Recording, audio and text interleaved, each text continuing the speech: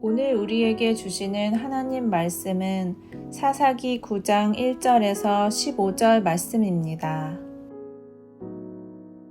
여룹바알의 아들 아비멜렉이 세겜에 가서 그의 어머니의 형제에게 이르러 그들과 그의 외조부의 집의 온 가족에게 말하여 이르되 청하노니 너희는 세겜의 모든 사람들의 귀에 말하라. 여룹바알의 아들 70명이 다 너희를 다스림과 한 사람이 너희를 다스림이 어느 것이 너희에게 나으냐.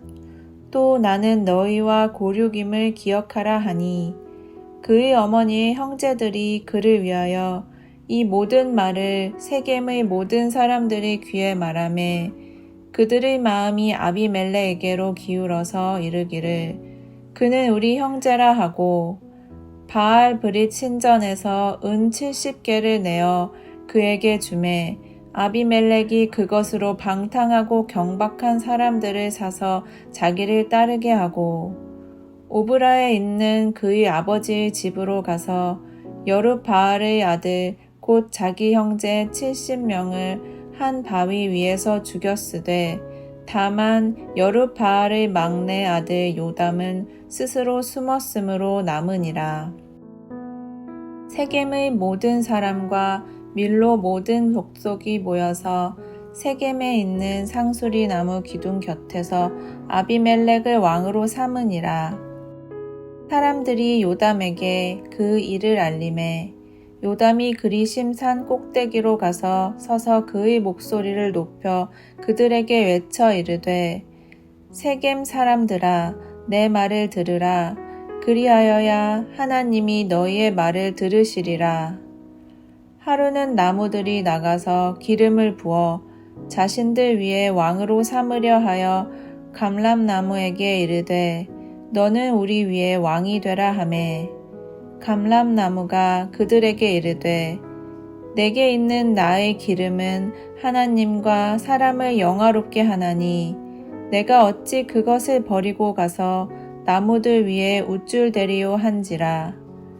나무들이 또 무화과 나무에게 이르되 너는 와서 우리 위에 왕이 되라 하매 무화과 나무가 그들에게 이르되 나의 단 것과 나의 아름다운 열매를 내가 어찌 버리고 가서 나무들 위에 우쭐대리요 한지라.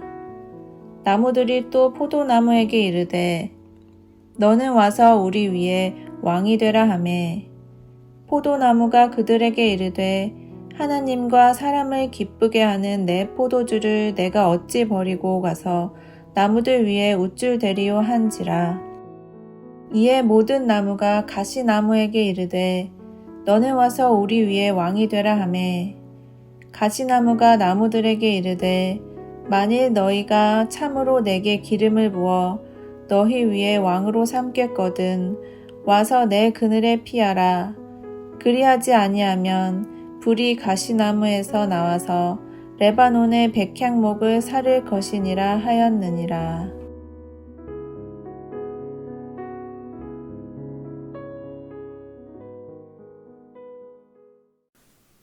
하나님께서 이스라엘에 세우신 5번째 사사가 기드온이었습니다.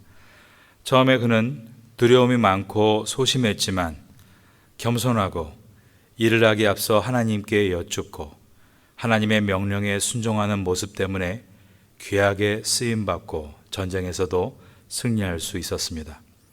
그러나 여러 전쟁에서 승리하면서 두려움이 사라지고 소심함도 사라졌지만 더 이상 일을 하기에 앞서 하나님께 여쭙고 하나님의 명령을 따르는 모습을 보여주지 않았습니다. 그는 왕이 되려 한 적은 없었으나 실제로는 왕처럼 살았고 하나님께서 주신 평온을 누리다가 일생을 마쳤습니다. 이제 오늘 본문인 사사기 9장은 그가 죽은 후에 그의 아들들 가운데 하나인 아비멜렉의 이야기로 시작됩니다. 오늘 본문의 첫 절인 9장 1절을 보겠습니다. 여룹바알의 아들 아비멜렉이 세겜에 가서 그의 어머니의 형제에게 이르러 그들과 그의 외조부의 집에 온 가족에게 말하여 이르되 기드온의 별명은 여룹바알이었습니다. 여룹바알의 뜻은 바알과 싸워 이겼다는 뜻이었습니다. 하지만 사사기서에는 9장을 시작하면서 기드온의 이름 대신 그의 별명인 여룹바알만을 의도적으로 사용합니다. 그 이유는 그가 바알에게 졌고 그 결과로 이 이름이 불려질 때마다 얼마나 부끄러운 일이 되었는지를 보여주기 위해서입니다. 기드온은 겉으로는 바알을 섬기지 않았지만 속으로는 바알의 세속성, 즉 재물과 명예와 권력을 탐했습니다. 즉 내면적으로는 바알 우상을 섬겼던 것입니다. 그 결과 자식들 떼에 가서 비참한 일이 발생합니다. 기드온의 아들 중에 재물과 명예와 권력에 눈이 먼 아비멜렉이라는 자가 권력 찬탈을 위해 자기의 형제들 70명을 모두 죽인 것입니다. 2절을 보겠습니다. 청하노니 너희는 세겜의 모든 사람들의 귀에 말하라. 여룹바알의 아들 70명이 다 너희를 다스림과 한 사람이 너희를 다스림이 어느 것이 너희에게 나으냐. 또 나는 너희와 골육임을 기억하라 하니. 기드온의 아들들 가운데 아비멜렉은 기드온이 세겜 땅에 사는 한 여인과 낳은 아들이었습니다. 이 아비멜렉은 어머니의 고향인 세겜에 가서 너희를 70명이 다스리는 것이 나으냐 아니면 너희와 피를 나눈 나 한 사람이 너희를 다스리는 것이 나으냐라고 물은 것입니다. 자신의 정치적인 야망을 이루기 위해 혈연, 지연, 학연을 이용하려는 모습들은 과거나 지금이나 마찬가지인 것 같습니다. 나는 너희와 고륙임을 기억하라는 이전의 말이 우리나라 정치판에도 아주 오랜 동안 자리매김을 해왔습니다. 경성도에 가서 뭐라고 합니까? 우리가 남이가 그럽니다. 전라도에 가면 뭐라고 합니까? 우리가 남이 아니란께 그럽니다. 그리고 충청도에 가면 뭐라고 합니까? 우리가 핫바지가 아니유라고 합니다. 아비멜렉이 이렇게 혈연을 가지고 정치 운동을 하자 어떻게 됩니까? 3절입니다.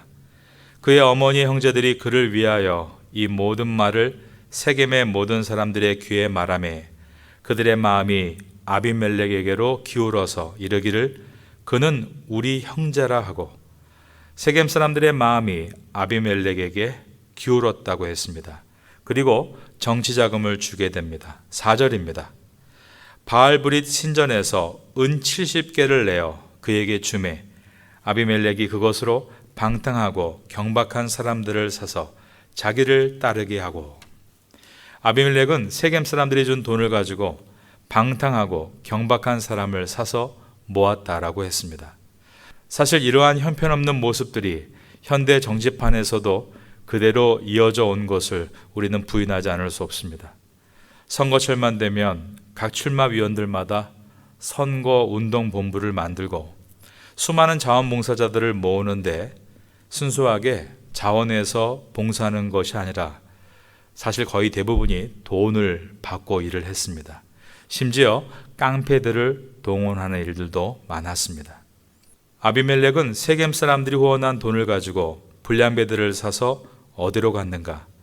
아버지인 기드온의 고향이고 기드온의 아들들이 살고 있는 오브라로 갔습니다. 그리고 자신의 형제들을 처참하게 죽입니다. 5절입니다.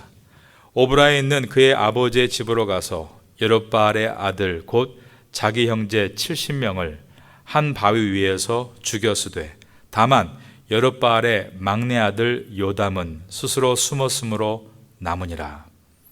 여기서도 기드온을 여룹바알이라고 말하고 있고 여룹바알의 아들들 70명이 그 아들 중 하나 아비멜렉에게 죽임을 당했다고 기록한 것은 여룹바알의 뜻은 바알을 이겼다인데 기드온이 얼마나 바알에게 처절하게 패배했는지를 보여주고 있는 것이었습니다.